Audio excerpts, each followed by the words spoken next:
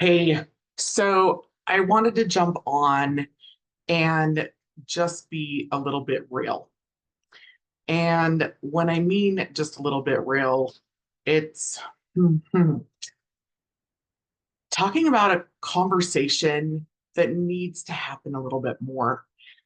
October is Domestic Violence and Intimate Partner Violence Awareness Month.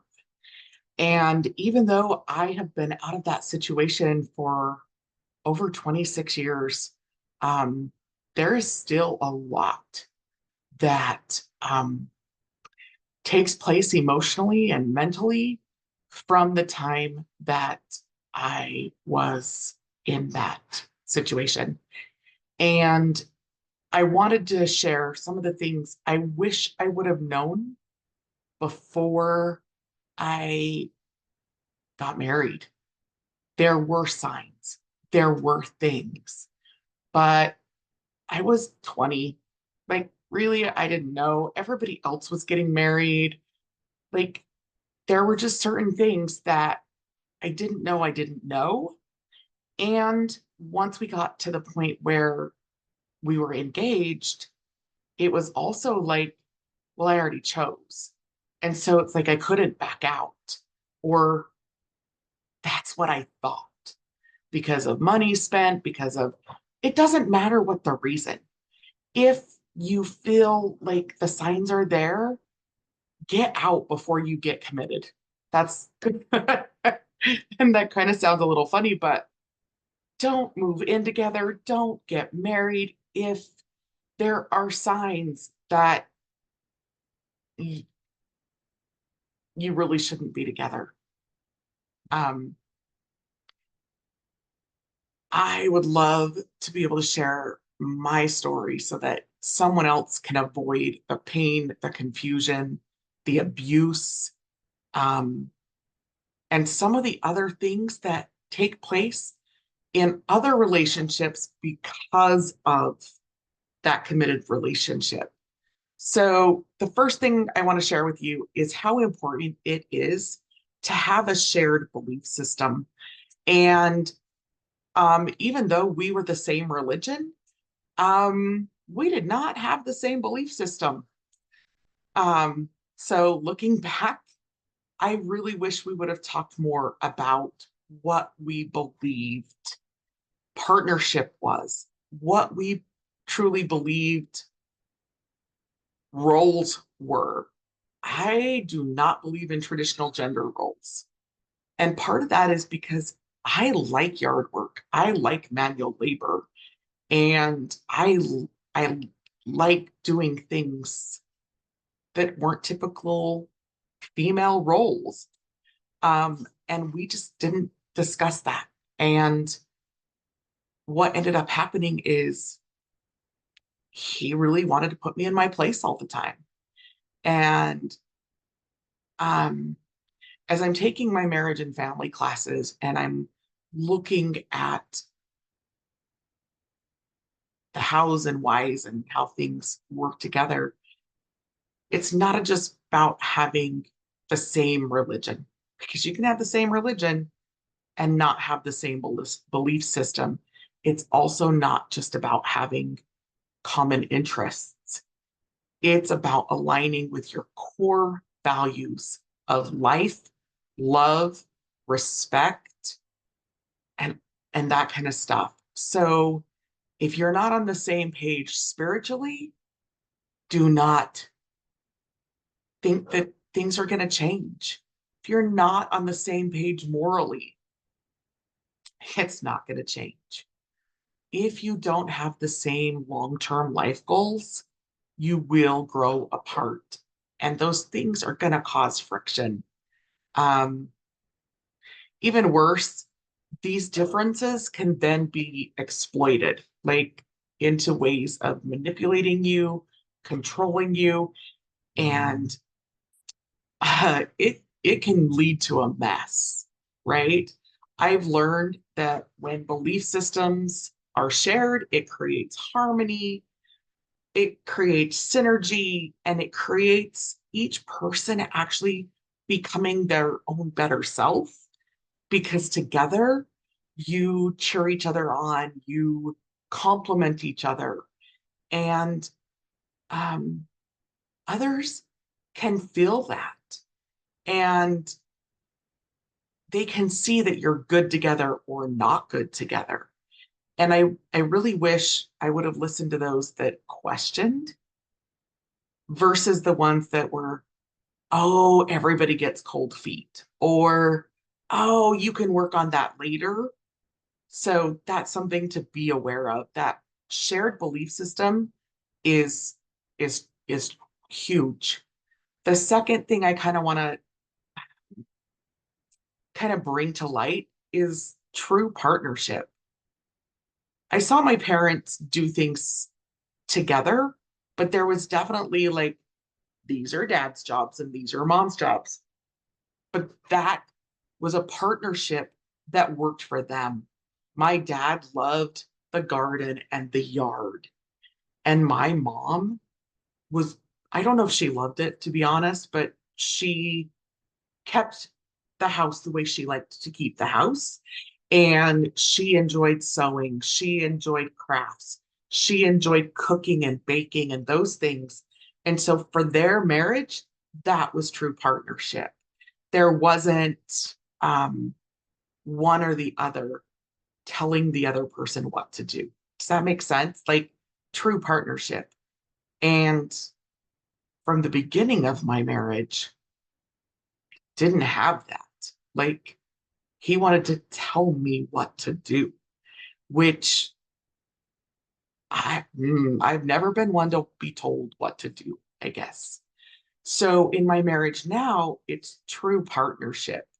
It's the giving in or compromising when needed. And it's having a discussion. It's seeing each other as equals and feeling valued and heard and understood. So these things are super important. And I can't emphasize enough the difference true partnership makes. True partnership is also when one is struggling, the other one picks up the slack without making them feel guilty or without using it to manipulate or control them. It is working together on finances, it's working together on the tasks that need to be done and deciding who's better equipped. My favorite thing with this is when my husband and I were, and at the time I really was, it was kind of a funny conversation, but I'm truly grateful because of my previous experience. I'm like, we openly talked about everything that we wanted.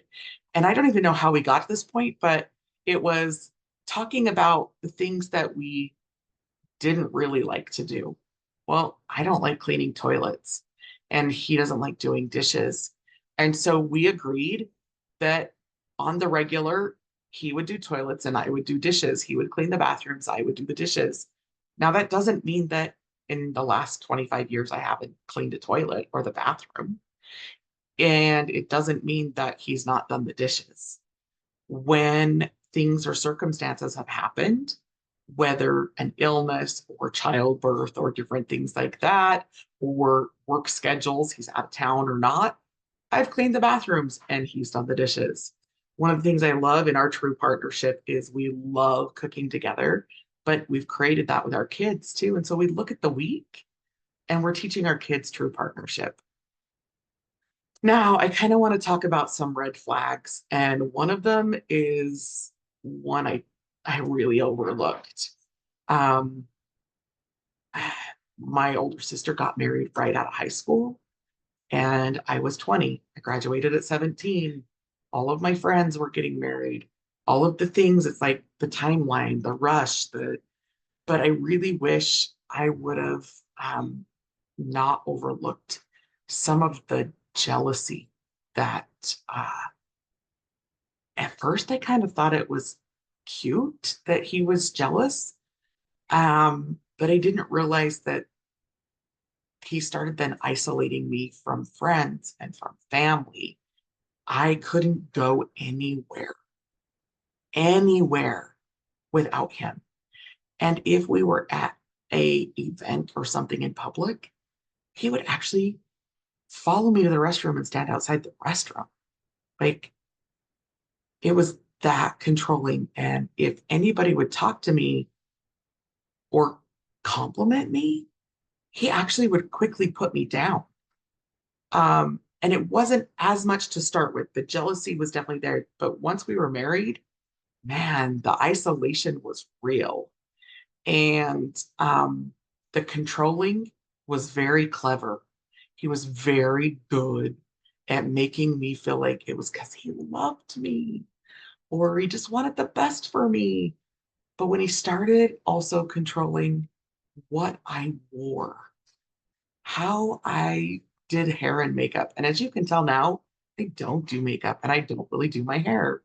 I don't feel like I need to present myself to the world. I get to choose what's comfortable to me. And I love that about my current husband. He loves me and I don't have to present a certain way. Um, so I wish I wouldn't have ignored those subtle behaviors of slight putting me down.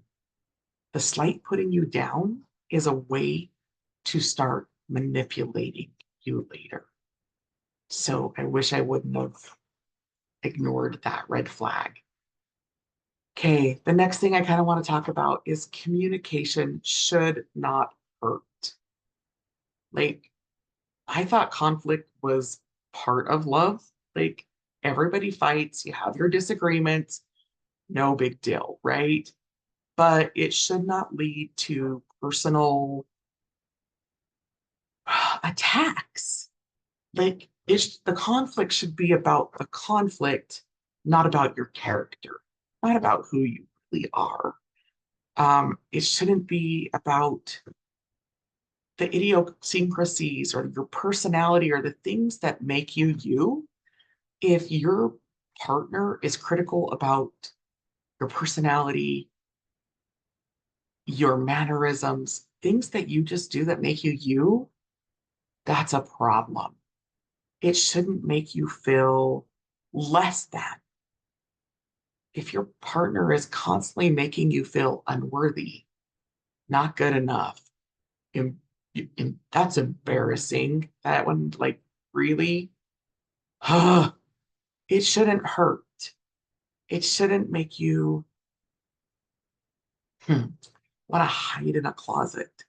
It shouldn't make you question who you are. So, the last thing I want to talk about is one of the biggest lessons that I learned that was important, and that is setting proper boundaries. At the time, I didn't even know what my boundaries were. I didn't know what proper boundaries were, um, let alone did I know how to enforce them. And it wasn't until after I left the relationship that I realized how vital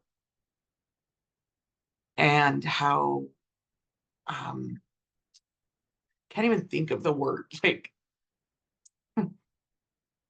being okay saying that's not okay or saying no, that doesn't work for me was not something I could do because I felt like I was letting him down or even other people down. Like this wasn't even in my marriage. It was, I didn't know how to set proper boundaries, period.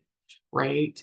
Um, but having clear limits of what I want for me, what I want for my relationship, what I want for my future is key, right?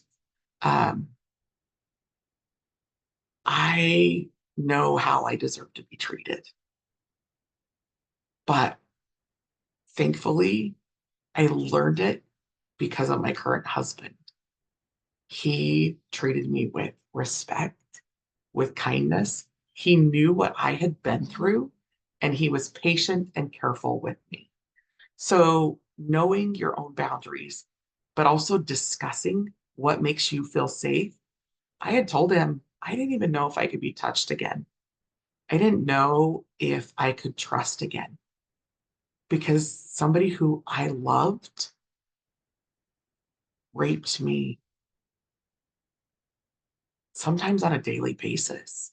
sometimes 2 and 3 times a day, because he told me it was his right, because he was my husband. The verbal abuse, the physical abuse, the sexual abuse, all of it, he had me believing I deserved it. And that if anyone found out, he would kill me.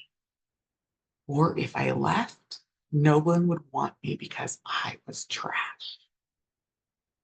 So having boundaries and having those discussions is important in a relationship. If you can't have a discussion about feeling safe or what your boundaries are, that is also a red flag. So it's important to protect your heart. It's important to protect you.